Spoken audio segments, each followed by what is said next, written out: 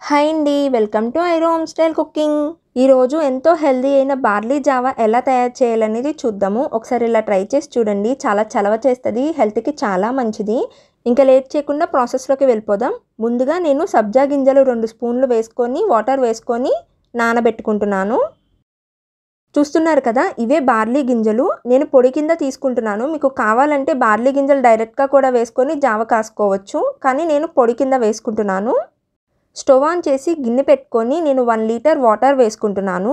ఇందాక barley powder చూపించాను కదా, అది 3 స్పూన్స్ వేసుకుంటున్నాను. బార్లీ పొడి వేసుకొని మొత్తం అంతా బాగా కలుపుకుందాము. మీడియం ఫ్లేమ్లో పెట్టుకొని ఇదంతా చేసుకుందాము. మొత్తం అంతా బాగా కలుపుకున్నాం కదా, ఇప్పుడు ఒక 10 నిమిషాలు అలాగా కుక్ చేసుకుందాము. బార్లీ గింజలు హెల్త్కి చాలా మంచిది. డెఫినెట్గా ట్రై చేసి చూడండి ఈ సమ్మర్లో. 10 మినిట్స్ కంప్లీట్ అయిపోయింది కదా, చూసారు కదా బాగా మరుగుతుంది కదా.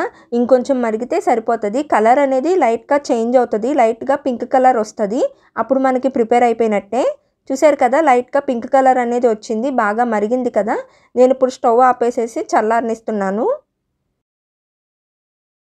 చల్లారిన తర్వాత ఒకసారి మొత్తం అంతా బాగా కలుపుకున్నాం కదా. ఇప్పుడు నేను ఇందులోకి పించ్ ఆఫ్ సాల్ట్ వేసుకుంటున్నాను.